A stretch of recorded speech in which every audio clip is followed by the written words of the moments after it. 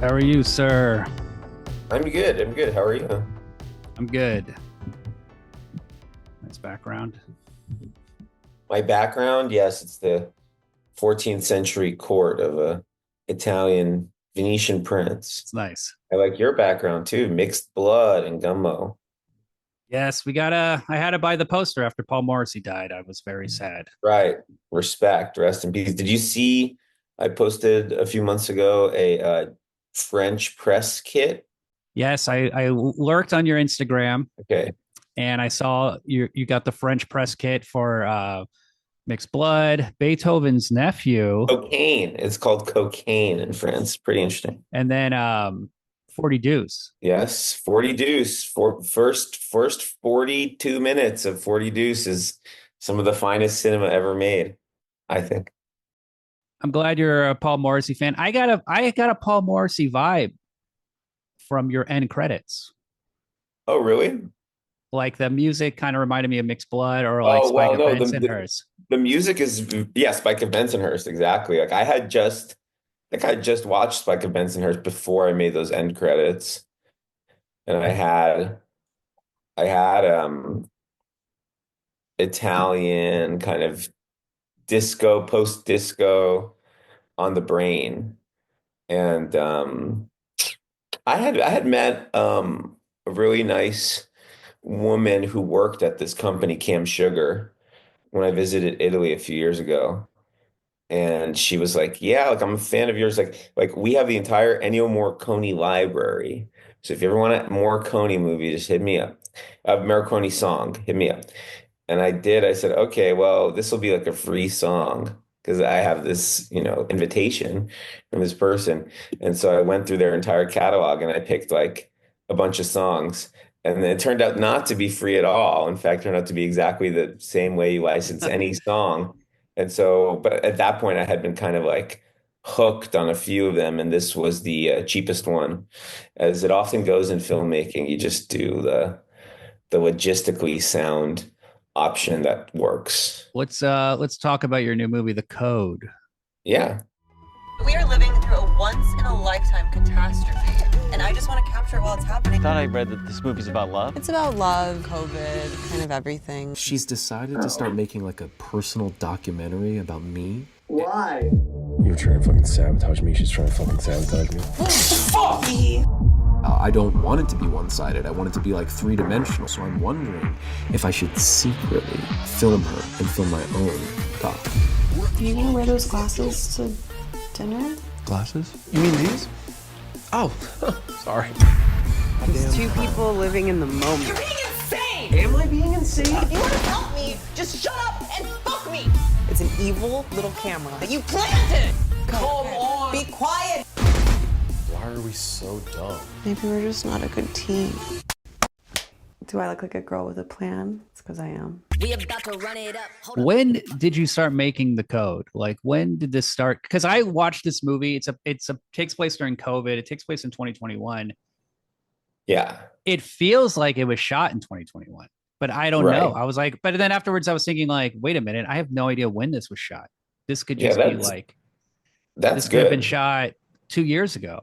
It was shot 2 years ago, but it's good that it feels like it was 2021 because we, painfully recreated all of the wonderful details of 2021, such as masks on the ground, littered masks, and People driving with a mask people on in a driving convertible. masks on and taking COVID tests and signs in the background saying, "Stop the spread, get your vaccine here."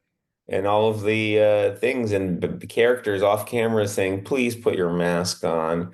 But, like kind of like they don't even want to wear the mask.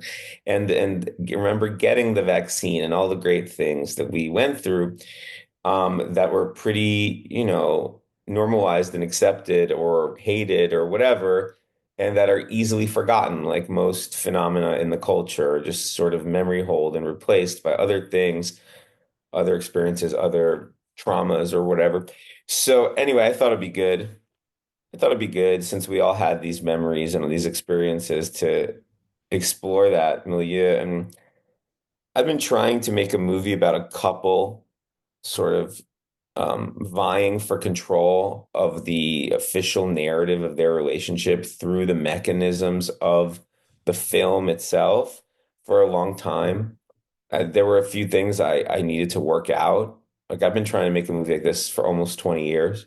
There are a few things I need to work out. And finally, when lockdown happened, I said, well, this is the perfect environment for a couple to be like stuck together, forced into kind of like paranoid, um, locked in, locked down state of being, you know? Yes, yes. And like the movie is it's a documentary, but it also Mhm. feels like an amateur documentary in a way. Yeah. And it has it's like you integrate TikTok, Instagram, you have spy cams, it feels like surveillance footage. It has five you'll have like the camera, like the screen will split into like five different screens, and you'll see the um the scene from five different angles all at the same time in real time. Yeah. And what I rewatched Wobble Palace, and Uh-huh. and like the thing I realized is like, oh, Wobble Palace also is about recent history. That was about Yeah. like the election. And then I was like, oh yeah, and Spree, your previous movie, Mhm. that was about a guy live streaming. And that also Mhm. had all the camera angles. So this is like the ultimate Eugene movie. Correct. The like everything you had ever done is now in this movie, in the Correct. editing and the flow and the Right. characters, the cast. Like it's like you've been picking up these like people and styles and things, and you can just keep building on it. It's Yes. like and it's Thank you. but it's true though. Like the cast is like it's like, oh yeah, there's Dasha, she's in Walla Palace, and then the I'm sorry, I forget his name. Dish. Vish, he was in Yeah. Wonderful Cloud Yep. And wobble. And and we are. Wobble, Okay. and We Are, Yeah, and then yeah. the guy, and then I watched We Are for the first time, Uh-huh. and it's like, oh, there's Stick. Stick is in Yeah, this yeah. movie. Right. He's in the Zoom call as Tommy. But The you got it. But you got and a then new cast member. Oh wait, yeah, I well, was gonna say Peter I Vack. got a new one. Yeah, Peter, who's playing Jay, Peter Vack, and he did amazing. And Peter and I have been talking about working together for a really long time. And so we finally did. He did great. And Ivy Wolk is in it. And I worked with her really briefly I directed an episode of the Adam Friedland show, if you can call it Yeah, an episode. you directed it, I did. I like the directed. skit or the. It was the entire episode. The entire episode was conceptual. The idea was that Nick Mullen was out of town, and so Adam decided to do auditions for like a guest or a Yes. co-host or something. I don't remember.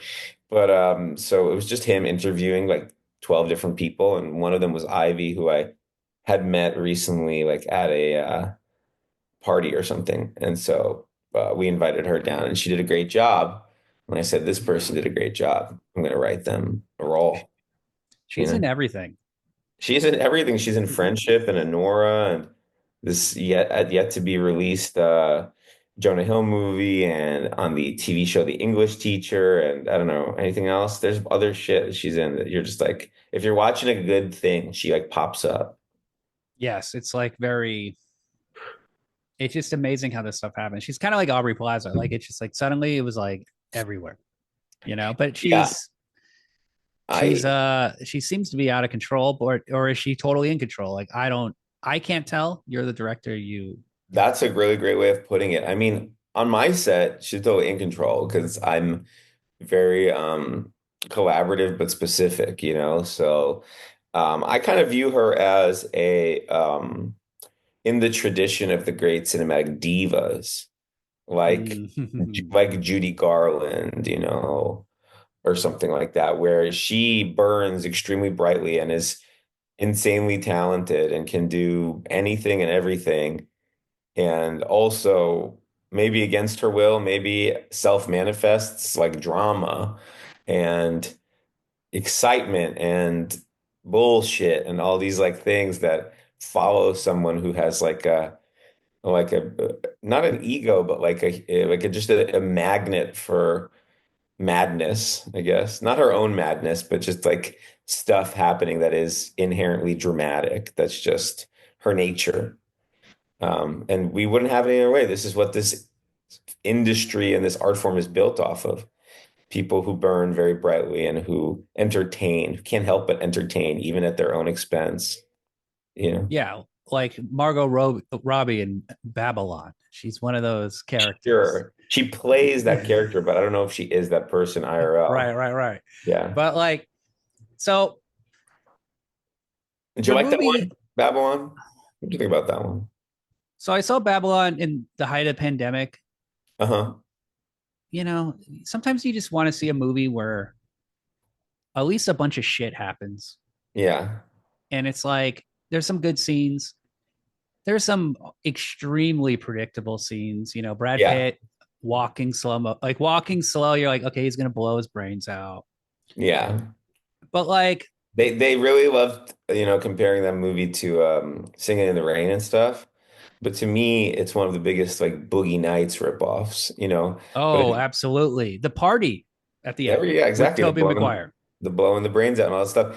But it's just not as insightful about like, human kind of desperation or companionship. I mean, the biggest flaw to me of that film was you just don't, and I wanted to deeply and badly, you just don't buy the interweaving eventual romance between the leads. It's just a waste of everyone's time.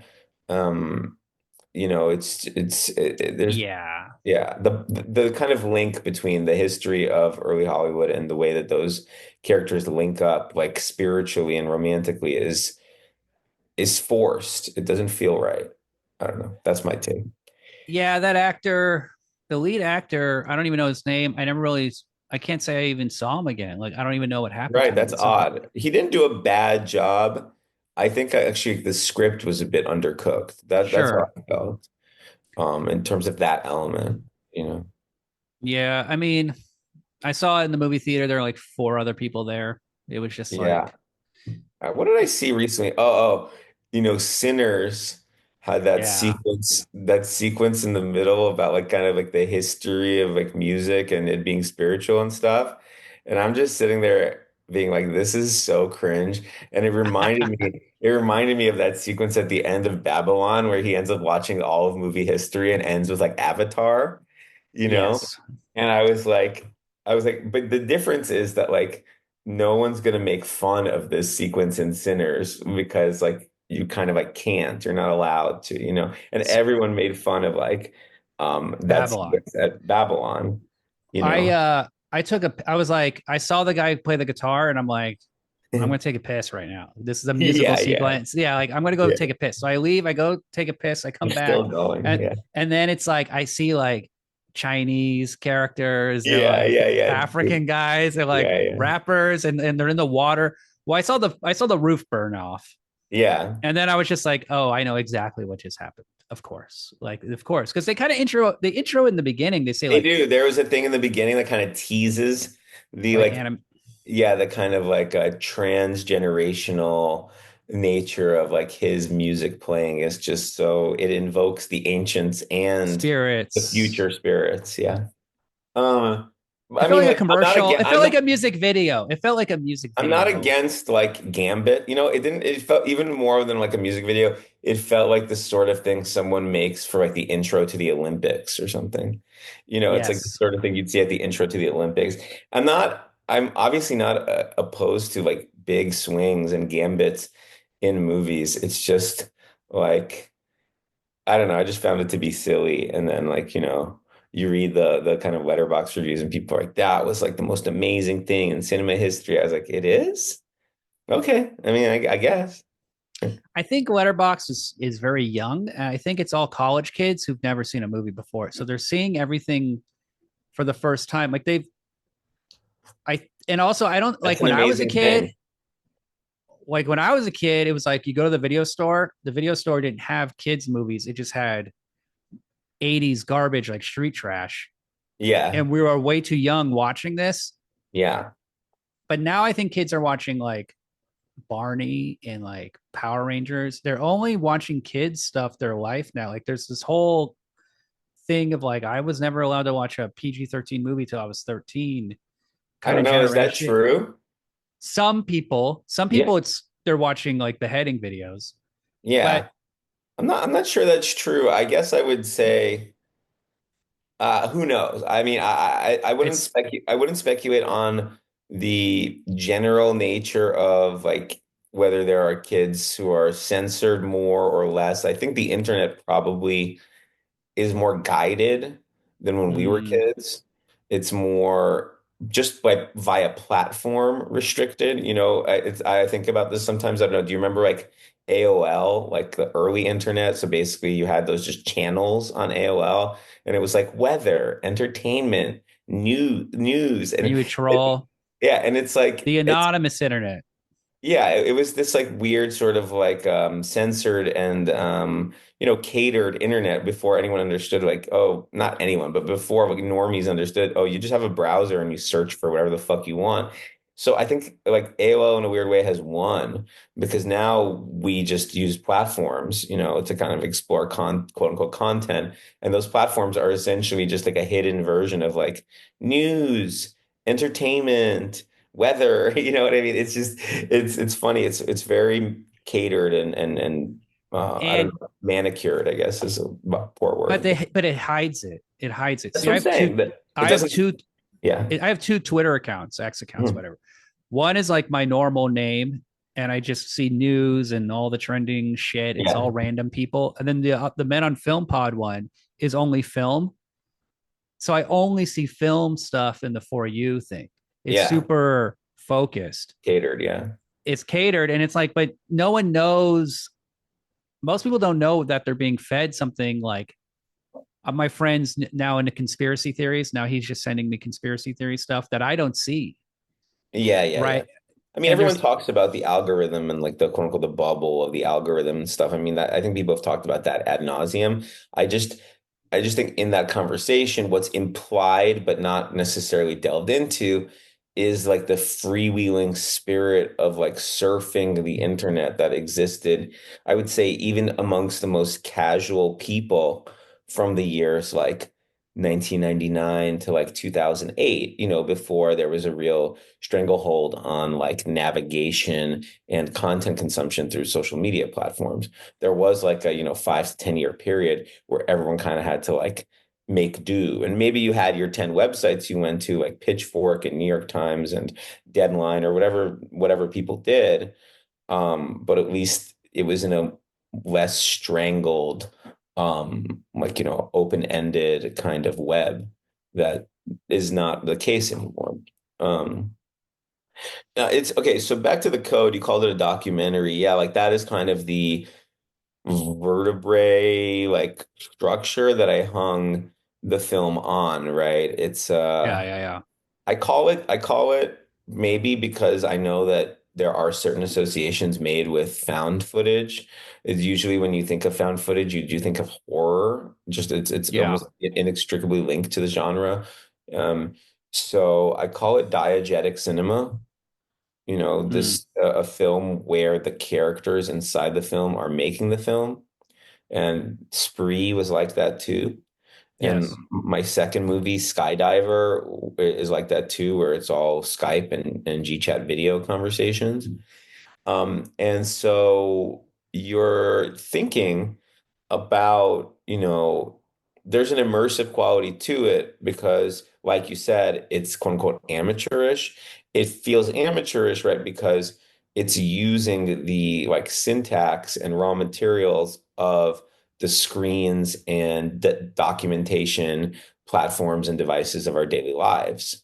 So it in that way is amateurish, and also it features the voice and skill level of the characters, right? Like the filmmaking style is actually an extension of who these characters Yeah, are. yeah, yeah. Their intentions and their desires and their conflicts are a direct result of Like there's scenes that are like Dasha scenes, and then there's scenes that are like Peter vac scenes. Like they are yeah. like you can see they're they're trying to manipulate it. It's almost like an Ouija board with two people, and they're trying to push it Uh-huh. Hmm. back and forth, like what they want to Yeah. say. Yeah, yeah, that's definitely one of my goals in the film, and obviously foregrounding the edit. Like I had never seen that in a movie. I even it might exist, but I'd never seen it, which is why I did it. Wanted to make a movie where you could allow the audience to see the mechanisms of the edit and how that influences the final like truth of a movie or of a story or of a kind of dominant narrative. And I felt like this is the first time in cultural history when just like an average lay viewer understood what editing is. I mean, this is the most essential, but also the most hidden part of filmmaking. And now that we're all, sort of content slop machines, we understand the idea of like taking video footage and then changing that video footage by trimming it or combining it with other footage. I mean, it's not abstractly, everyone maybe always understood editing, but the actual act of it is now basically been done by every person who's going to watch the movie. And so you can now interrogate it without much confusion or context needed, you know? So, Yeah, it's like writing. It's like everybody knows how to write, right? correct. Yeah. And it's like you go on TikTok and you go on Instagram and you're just like kind of blown away by the amount of people making very good, very well edited, fast paced, Yeah. interesting videos. It's in like when Yeah. I was in high school, Amazing. yeah, in the 90s, it was like, yeah, you have to have a FireWire cable and you have a Yeah. Mac, and it's like editing is Premiere costs $500. This is Yeah. Yeah. Yeah. I a remember. thing that no one really understood, or like you have two VCRs. It's like Yeah, I did all that stuff. I remember one thing, I don't remember what it's called, but maybe you do. It was like when I was trying to get into, okay, how do I edit? I figured I could download a demo of Premiere, but if you turned your computer off, it would just, you wouldn't be able to save your work. But there was like one thing that I was wrapping my head around. It was like a box or like a special chip you needed to get to like capture the footage. capture Um, card. yeah, it was a capture card, right? Yeah, a computer had to you had to put it into your computer, and Like it this would take like before, like, FireWire, but before, or it would take like video. It was like it was such a painful process, and the video was so pixelated and so tiny, but also the files were so huge because the compression yeah, was bad. And the rendering, remember the constant rendering? yeah, of course. You have I to mean, pause. that is something that comically I've had to deal with my whole career, is starting with zeros and ones, which had, 30 tracks usually because we were animating on top of embedded video. And it continues to this day in movies like Spree and The Code, which some scenes have anywhere between 4 to 12 to 16 cameras in a scene at one time. This rendering and slowness of the nonlinear editing. So even though now nonlinear editing programs are quite fast and efficient, my movies are still like kind of slow and chugging along in the edit because we have so many tracks and text layers and Plus, all this you have shit. another problem, which is like I'm a motion graphics animator. Yeah, So I animate commercials and yeah, graphics and all this stupid bullshit. But, yeah. phone interface is a complete nightmare to work with, and you have to recreate it. Like I watch your videos and I get anxiety, not just from like, okay, this shot, the animation, the editing, the layering, the all the different tracks playing at the same time, but the emails, the description, having to explain and communicate what you want to a person Yeah. and have them render it and give it to you, and you're like, no, that's not what. Like the back and forth. Well, The sometimes I just basically have to do it myself. I mean, a lot of the time. Like I kind of started the end sequence with my friend designing the code title treatment text. And then she was like, well, I've never worked on a movie and maybe I could help you with the end sequence. I said, great. And so she created some elements for me and did some animations for me. But at the end of the day, it's just me sitting there for like, 5 sleepless days and nights and doing it because it was like the last thing I did before we premiered the movie. And it's just impossible. Sometimes it's impossible to explain your intentions with animations. And especially when you're trying to be comedic, comedy's all about timing. So Yeah, the yeah, timing. you can do versions, you can do versions like 1 through 4 with an animator, but Yeah. versions 5 through 50, you have to do yourself because it's impossible to explain the comedic timing of the movement and how to control where people are going to look and all this stuff. And these are things that I learned working on my first film for 3 years with, like, 45 different animators, and just trying to kind of control and figure out how to guide viewers to look at what you want to look when, because information is so essential. Timing of information is essential to comedy. And how that works, and what the mechanisms and tools are, and kind of trial and error and all this stuff. I kind of just figured that out in my first movie. And so I've been since I know there's always going to be like after the edit, there's always going to be like another edit where I just sit there and tweak the movie for months on end until some festival says, okay, you're in, and I have to stop, because you can Mm. really tweak this shit all the live long day and just try to make sure that you're guiding. I mean, I think Andre Bazin talks about Jean Renoir in this way, and like maintaining, these longer shots allows a viewer to, like, get immersed in the scene and in the environment, and also gives them the freedom to kind of interpret the mise en scène and look for things that are important, but at the same time Renoir guides them on where to look through motion, through blocking, through set design. It feels like you're in it and free,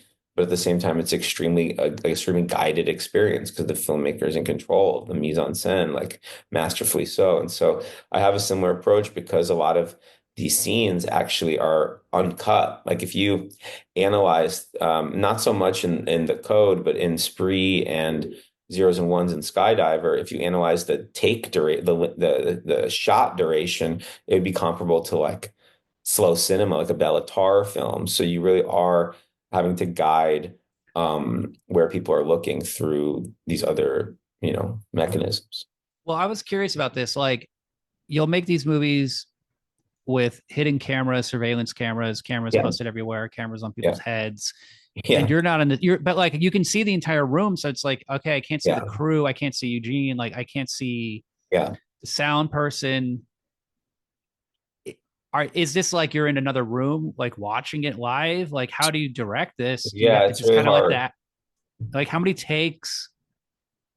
But you No, probably have fast iterative takes because you're not like doing lights and mhm. bullshit. You're not doing like dolly zooms and in shallow Yeah, yeah, yeah. focus. Yeah, nice. Yeah, that's a good question about logistics and film grammar and stuff. No, I mean your first question about like how do we do it? I tried to, well, okay. Yeah, you have to either hide in different ways. Like so for Spree, we're in a van following that car. And we had multiple vans that were different colors, across different weeks. And we just tried to be in different like proximities to, Kurt's car, so that we're not always just like in the rear view or in the back camera of like a white van following him. Yeah. In this film, it was even harder because Bart Courtwright, the DP, and we chose a bunch of really shitty, like Chinese spy cams and stuff, like things that were truly not meant to be live monitored. Um, Yeah. They're like USB sticks. yeah, they're just a little, we call them evil cams, because I they, know someone who found one in a bathroom at a I friend's believe it. at a friend's house and was like, "What the hell is this? Like that phone charger looks weird." And then Suspicious. she took the SD card and went Wow. home, and it was like all her friends undressing in the Wow. bathroom. And then it was Wow. like her friend did it, and then she had to like they Confront had to go him. to the police and everything. And then like Wow. I I don't mean, did they really. confront the friend? I think they just went right to the police because they were like, "This is not even like this is truly illegal." Because he had all these clips. What kind of friend is this? This seems like a bad friend. I know. No, it was like their Let's get it college. It on the was their record. Let's get it on the record. college. You're not friends with this I person who never met this reported this person. stuff. I just was. This You're is friends my with the friend who discovered the yes. transgressive surveillance. And I went on Amazon and was like USB charger camera, and yeah, they all are. They sell them. Yep. They're long and We use Chinese. that. We use that in the film. It's not visible, but that is the one that Jay, Peter's character, sets up near the sink, the kitchen sink. So when, they're washing the dishes, and before when she confronts him in the kitchen, he talks about the robot voice or whatever. That's all through a USB charger camera. And this guy he had a pool, and he would invite all his Oh friends my over, God. girls, and be Oh like, my yeah, God. change in the bathroom. Yeah, just go change right there in the bathroom. There's a towel in the bathroom. You can change there. So this Creepy shit is stuff. I mean, there's certain things obviously that I have firsthand experience with when I make these films, and other things that I have to imagine. So, like for instance, during COVID, I did fall in love with someone very quickly and did get married almost right away. And so that's a thing in the film that is kind which of a lot of people did. yeah, which I noticed a lot of people doing, and I was one of them.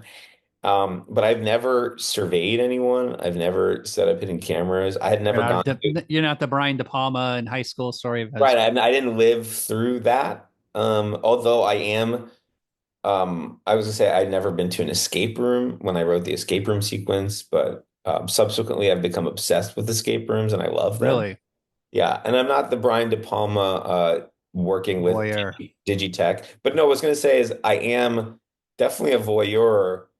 In maybe a much less transgressive way, which is that one of my great joys in life, which I rarely get to experience in Los Angeles, but do whenever I'm in like an actual metropolitan city, is the ability to like be on public transport or some public space and look over people's shoulders and see what they're doing on their phones. Oh And yeah.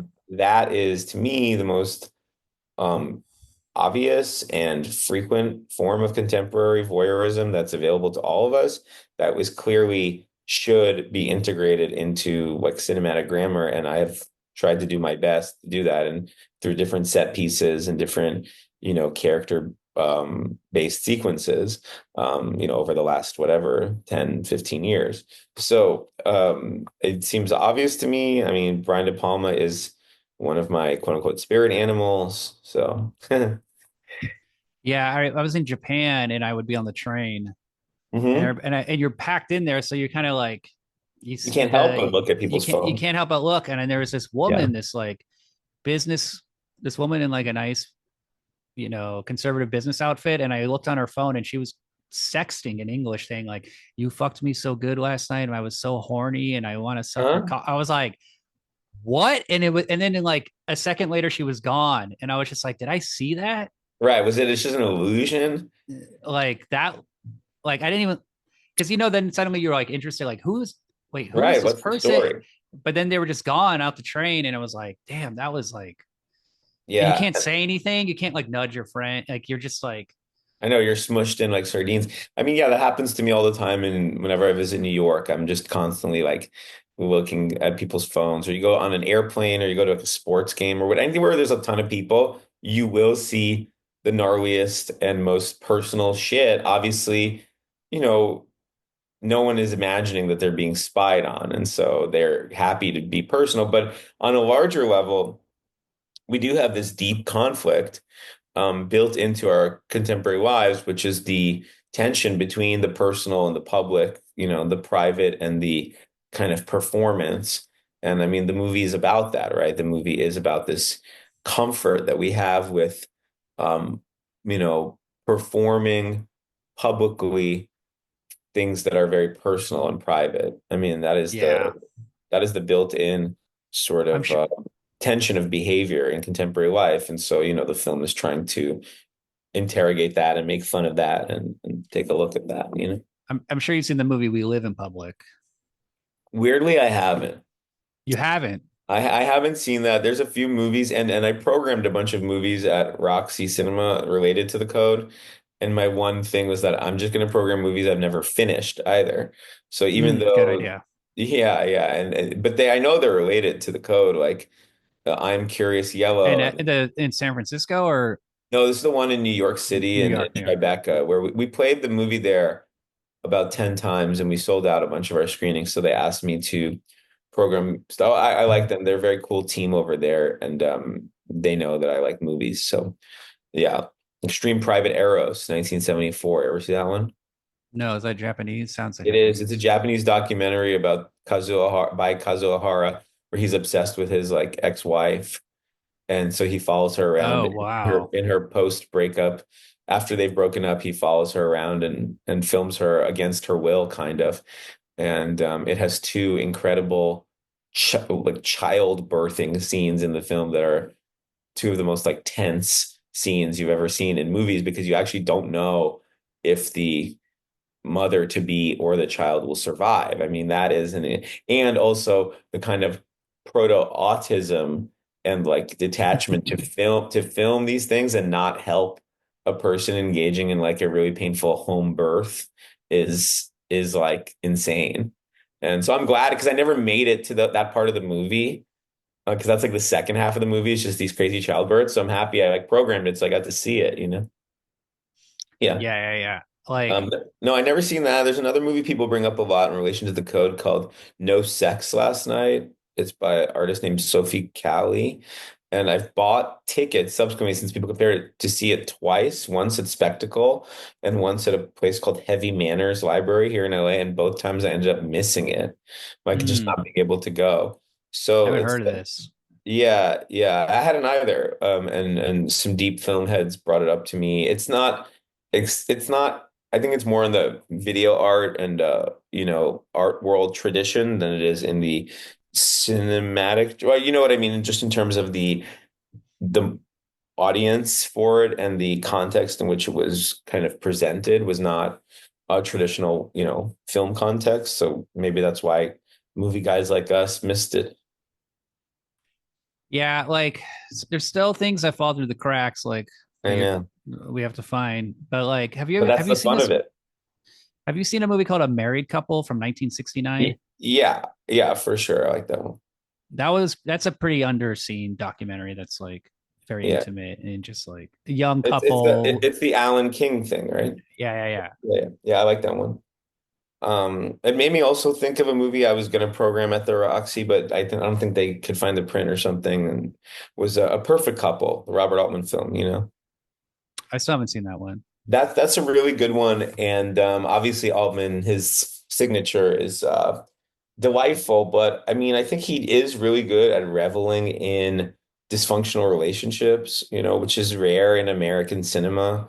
American cinema is, you know, its approach to relationships is always pretty genrefied. And so you have your kind of, you know, formulaic arcs and stuff. And really Robert Altman doesn't get enough credit for how deeply he delves into broken, fucked up, but hopeful sometimes relationships. I mean, I think people just think of shortcuts, but it's kind of all over his movies.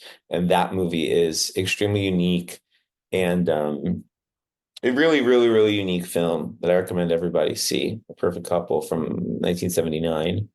And it's frustrating. It's frustrating and it's also like rewarding in many ways. Yeah, when I think of fucked up couples, I always think of Bloom in Love. Like that's the like Uh-huh. I've never seen that Paul Mazursky movie. the Paul Mazursky movie. That one is just Never it's seen like that. it's like Annie Hall because it's like a breakup movie and he's like Yeah. wants to get back together, but it's like years before Annie Hall. Um, Is it what's his name? The guy from Jaws is the lead? Who's the lead in that? George Siegel. Oh, okay, got it. Wow. That's an interesting romantic lead. George And C. he cheated on his wife, she leaves him, and then he wants to get back together with her, and then she's with Chris Christopherson. Nice. That makes sense. Why would you ever leave Chris Christopherson? So it's I a mean, good, it's a great LA oh, George movie. Siegel. George Siegel. Okay, guys. For a second there, I literally in my head saw George C. Scott. I was like, what Oh the fuck? yes, Oh, George Siegel. Well, of course, I love him from California Split. One of the greats. I met him at you know this place called like Ready Chick in the West Side. no, no, no, no. It's like a notorious chicken spot. It's in Brentwood, so it's obviously like kind of rich. We made it Hollywood from the, you know, 50s, 60s, 70s type people. And I met him in line at Ready Chick. And I said, "Oh my God, I'm a huge fan. I love California Split." And he's like, "Thank you, thank you." And he was clearly senile already. And his wife is like, "You should watch." And she's like, "Have you ever seen Blah?" It's like that 1970 movie, that movie from like 1970 where it's like a question mark movie. Forget what it's called, but I watched it like that night, and it's really evil. And like, I mean, it's funny, but it's like kind of has like crazy racist evil stuff in it. Um, it's the one where he ends up like being accused of being like a rapist in like a gorilla suit or something. And I was like, Oh, like, uh, you it's know what I'm not talking about? Where's Papa, is it? Yeah, where's Papa? That one. Yeah, that one. The guy gets this, his uncle or someone gets like brutally gang raped in Yeah, Central Park. yeah, I saw that in New Beverly, and I was just completely stoned. yeah, Where I was like, I should leave the theater that high. But then I yeah. kind of settled into it, and then like when that rape scene happened, I was like, this is so fucking funny. Is he? It's a Yeah, I Carl thought Reiner movie. I was disturbed by it, and then I was also disturbed that his like 80-year-old wife was like, "That's the good one," you know. Yes, But good for California her. Split is to me one of the greatest all-timers.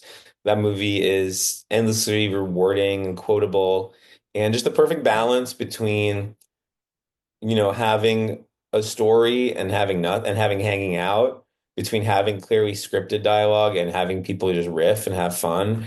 And sometimes, people who have like way less media literacy, um, you'll see them like there was a rip of Spree that was like with Arabic subtitles and stuff on YouTube for like about 2 years.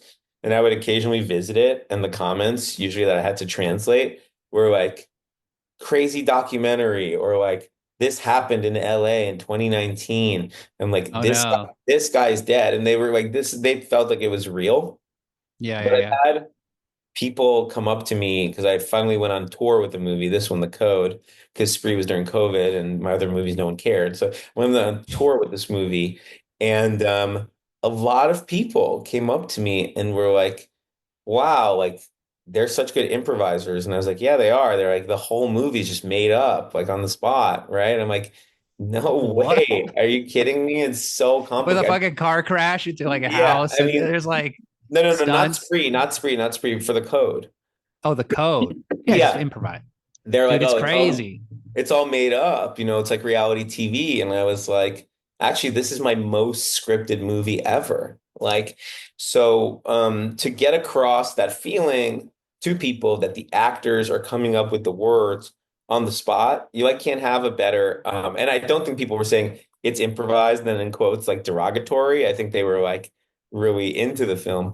To get that feeling across to people is like one of my major goals as a director of actors, that the actors are coming up with the character lines on the spot. That's one of the great illusions of And cinema, especially when you're a child. to be fair, also like Spinal Tap, Waiting for Guffman, Best in Show, those are apparently completely improvised, right? I So, know. Yeah, yeah, and yeah. I mean, that that's like exists. Yeah. most people's idea of like mockumentary Yeah. filmmaking. Yeah, yeah, yeah. I mean, some of my previous films, like Wonderful Cloud and Wobble Palace, those are highly improvised. And that movie Skydiver I made that's on Skype, that one's fully improvised because almost all the people I'm talking to on these Skype chats don't even know that I'm in character and recording them. They're not even aware that I'm recording them. So those are Oh, really? that's improvised in a unique sort of way. But yeah, this film is yeah. I mean, that was another thing. I don't want to call it a mockumentary, right? So I don't call it found No, no, footage no. and I don't But call it mockumentary because I'm trying to move away from the kind of codified tropes of these modes because they're very stale. The kind of zoom in on like a character in the middle of a funny The situation Office. and then they like wink at the camera, exactly the office vibe. So I made it really clear to Well, my collaborators we're not going to do that. plus you also do something that you avoid something I really hate about modern documentary filmmaking, Yeah. which is the talking to the camera interview subject and the constant drone footage.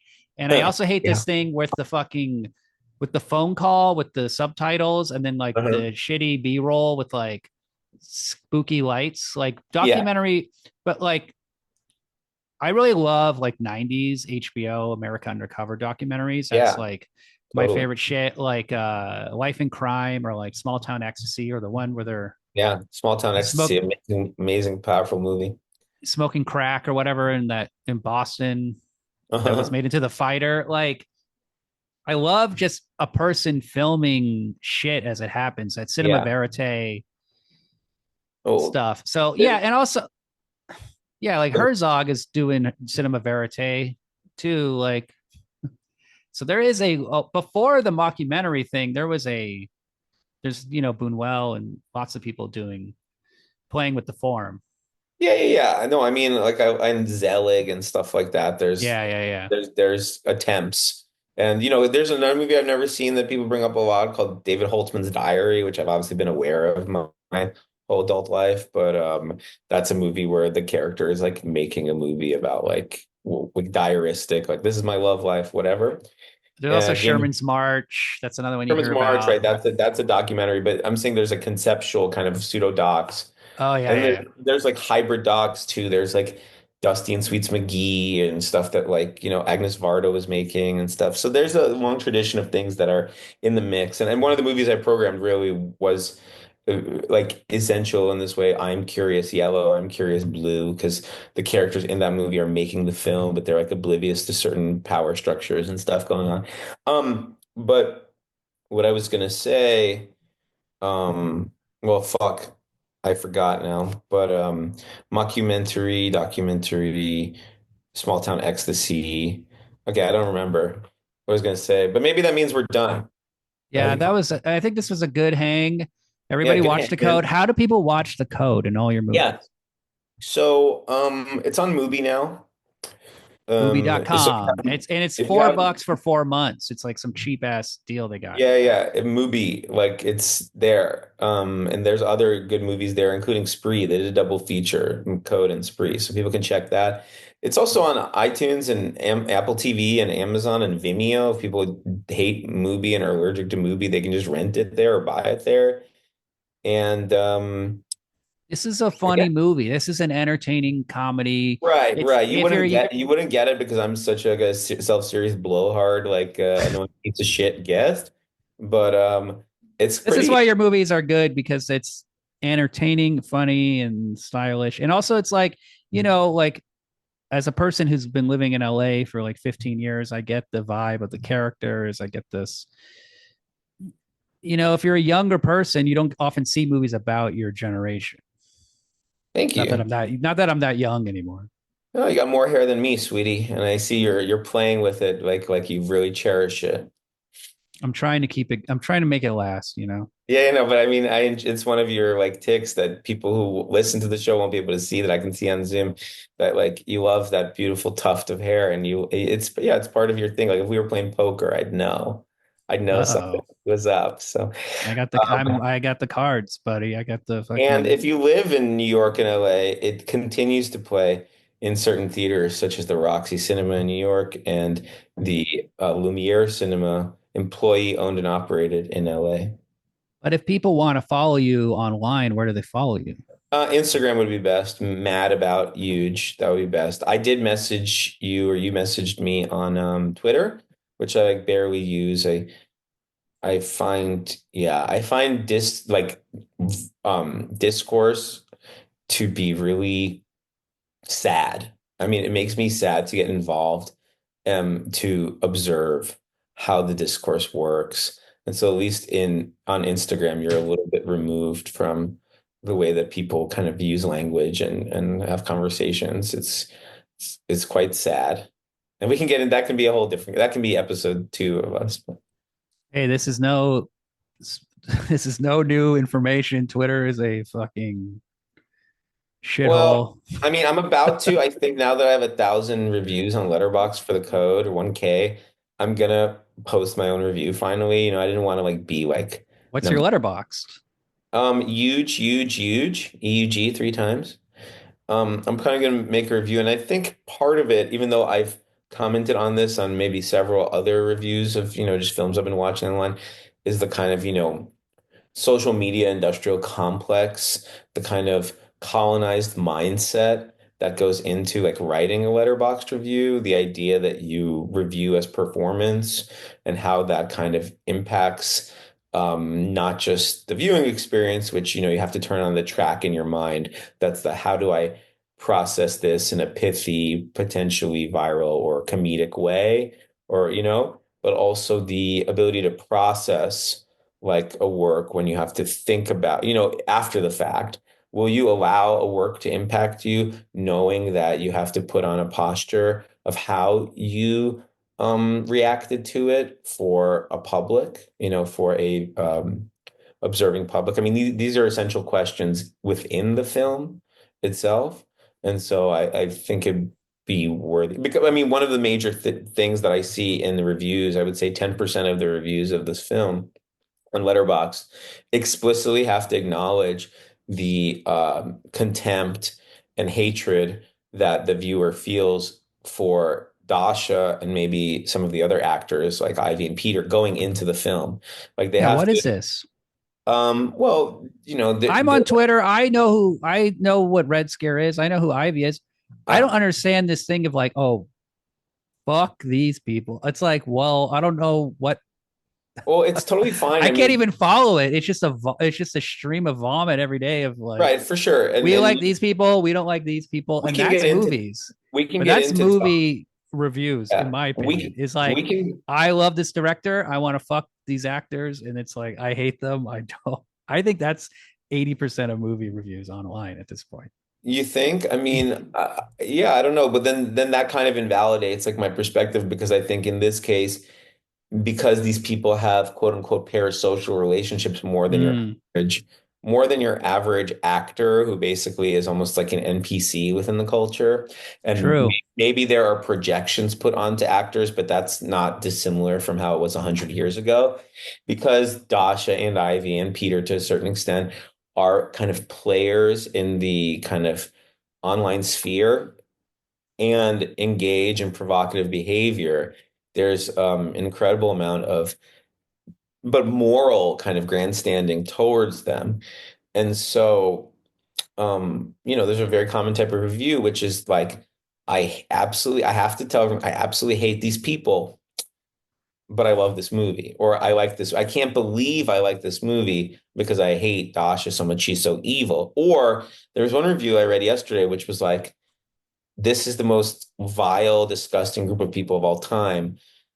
But the editing, the dialogue, the concept, and the pacing are so fire. Can someone please remake this? And it's like, you can't remake this. The people that you hate are the reason that these things are good. You know what I mean? Like, Plus so, they want to. It's qualifying. It's like, look, I'm a good exactly. person. I don't like these people. I thought their Correct. movie and their art was excellent. It's performance watching. And I mean, there was something very similar about Spree, and I guess I'm just like a neurotic loser, but I also wrote a similar review on Spree, which was basically like, can you imagine if Spree had like an A24 logo at the beginning? Then you would never, ever, ever write like a very common review from Spree is like, this was so amazing, but I can get why people like wouldn't like it. And like, or like so fucking funny, stupid shit. And it's like, like best movie I've ever seen, so dumb, and then like the review would be like 2.5 stars. And it's like, if there was an A24 logo, you would just write the first part of that review. So funny, loved it, blah, blah, blah. And you would never say it was stupid or dumb or have to qualify that you get that it's not for other people. Other people, you thought it was great, but other people would think it's stupid. Like, I mean, who is that for? And then Well, of course, this is why we don't have film critics. We don't actually have a real elite film class or someone to like. We don't have great writing about films. We just have this like well, I think, populist yeah. kind of chaos of the internet of like upvoting and downvoting or I something. mean, I think the problem is that actually everyone, because of the democratization of the internet that began in, one of the earliest places I saw it was like IMDb forums. But Right. obviously, because social media is a upvote, downvote environment where you're constantly trying to be validated and be like kind of like king of attention or queen of attention, everyone has actually taken on the role of the film critic. And I don't want to speak to people's like knowledge of cinema or experience with cinema, but like if you are a paid player, if you are someone whose job it is to go to the movies and adjudicate the quality of the movies for yourself and others, you have developed like a dual track or three-track mind on how to adjudicate personally and then publicly, right? But this is not like something that like your average, film viewer has been trained to do, yet they've occupied this role. They have taken on this role because we all become sort of arbiters of taste when we put anything out there into the content, sphere. And so everyone now is watching a film like a film critic. But that's not how most people's minds are not trained to watch a film in this way. And they're not qualified to watch it. So they have to negotiate the liability of liking something in a public sphere where their own opinions can be judged. And so it's a tricky place, and I guess that's kind of what my review will be about. But yeah. It's yeah, everybody's a film critic now. It's a very weird thing to like force onto the public, but also it's like I've watched myself change my letterbox review habits. I used to be very positive. Now I'm much more careful with what I do. And it's like I overthink it. It's just, but when something's good and I like it, I want to overrate it. I want to recommend things. I just want to make sure people see like the good stuff. Like, hey, look, The Code. This is a cool movie. More people should be watching this. We don't need to go and fucking blab about Sinners all day. Like, it's out there. People know about it. But see, even that is compensatory, right? Even that, yeah. It's like you have this impulse. I mean, I know you're saying this, yes, but I do think in a way that there's something wrong with that. There is. Like now our responsibility becomes to spotlight something. So I'm going to overcompensate. So actually now I understand you rated my film higher because it's so obscure. You normally Well, no, not exactly. But I'm just joking, but maybe you did. But that's how I'm doing it. I'm recommending. It's like I'm trying to recommend. As someone who watches a lot of obscure stuff, I want to recommend the good stuff. It's like, look, I don't know, because there's this my thing I'm always fighting against with Letterboxd is the everything's 4 stars kind of person. It's like, well, is it good? Is it bad? Is it in focus? It's good. Like there's just no, but it's just, well, it's a lot of work for something that's so, well, to me, the best impulse of Letterboxd when it first appeared, I thought great because, I had been informally like documenting the things I've watched or using, like IMDb or Mubi to like a lesser extent in this way. But then when it finally showed up, like, okay, this is organic, this is easy to use, there's like a community building around it. Like finally, you can just do that Peter Bogdanovich impulse, which is the index cards. It's just about like I watch so many fucking movies. It's just not anymore, but I used to. It's just about like I want to make notes on what I thought was valuable or interesting here in this film because I'm going to forget it. So especially if it's a movie that I really liked, I'm just going to say this scene, this character, this actor, this set piece, like kind of like little bullet notes, just so if I ever return to it, like I've processed what is valuable about the experience for me. And that's not really how people use it. But I think that's the opportunity, at least for me, that was kind of like what was amazing about it when I first started, like you could just live the index file, Bogdanovich, quickie review for yourself. All right. We could keep fucking gabbing away all day, but thanks for having me. Yeah, I'm glad you're here. I'm sorry the world of filmmaking is now like Uber driving and you have to get tips. No, don't be sorry to me. I think about it. I accept the discourse. I accept it. I would never go against it because I'm not delusional in that way where I think I can change the world or whatever.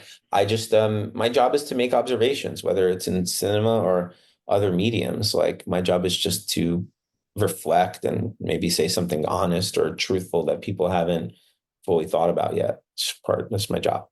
Yeah. It was a great chat. Thanks for coming on. I appreciate it. My pleasure. I'm a fan. So thanks for having me.